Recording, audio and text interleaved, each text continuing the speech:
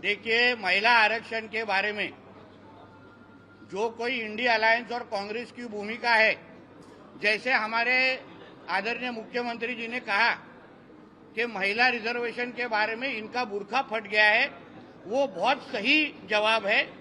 क्योंकि ये जिनके फतवे के निकालने के वजह से इनके जो सांसद चुन के आए हैं, इनको लोकसभा के वक्त फतवा इनके लिए निकला, तभी जाके सांसद बन के चुन के आए हैं वोट जिहाद के नाम पे। वो इनके पाकिस्तान में बैठे हुए अब्बा, जिनके इस्लामिक देशों में शरिया कानून लागू है, वो इनको कभी हमारे हिंदू राष्ट्र के महिलाओं को कभी भी आरक्षण मिलने देंगे नहीं।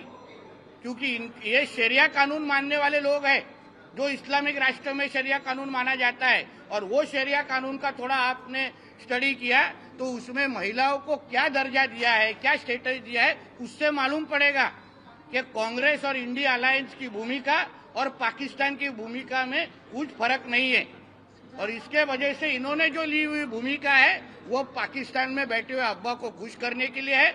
मगर हम हमारे देश के सभी बहनों को विश्वास दिलाना चाहते हैं कि हमारे नरेंद्र मोदी जी की सरकार, एनडीए की सरकार, ये आने वाले वक्त ताकत से और ज्यादा ताकत से ये महिला रिजर्वेशन बिल लेके आएंगे और सभी हमारे माता बहनों को हम उनका हक दिला के रहेंगे। नासिक के बाद जिस तरीके से पुणे में भी कॉरपोरेट कल्चर में ऐसा देखा गया है कि स्पेस को वहाँ पर स्पेशल एक धर्म के लिए वहाँ पर नमाज तो फिर महाआरती के लिए भी जगह दे दो ना हमको।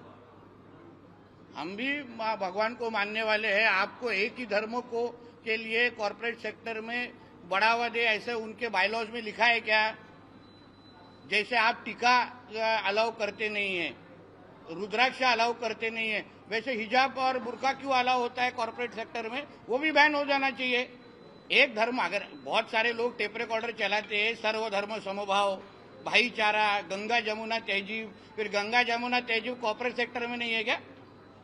फिर सिर्फ बुर्का डालने के लिए क्यों परवानगी है? वहां पे टीका क्यों अलाउ नहीं है? इसलिए जैसे स्कूल और कॉलेज में हिजाब और बुर्का का परमिशन मिलना चाहिए कि नहीं, वो एक भूमिका है, वैसे कॉर्पोरेट सेक्टर ने भी हिजाब और बुर्का को बैन करना चाहिए, ऐसी सबकी भूमिका आ रही है।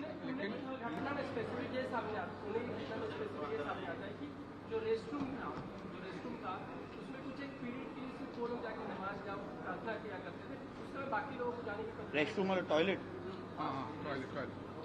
सही जगह है ना? नहीं, रेस्टरूम में सोने की आराम, हाँ आराम, ये रेस्टरूम बोलतो यार।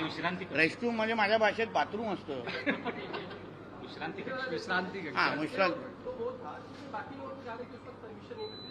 तो इस तरीके का भेदभाव आप कॉर्पोरेट सेक्टर, एजुकेशन सेक्टर में कैसे करते हैं?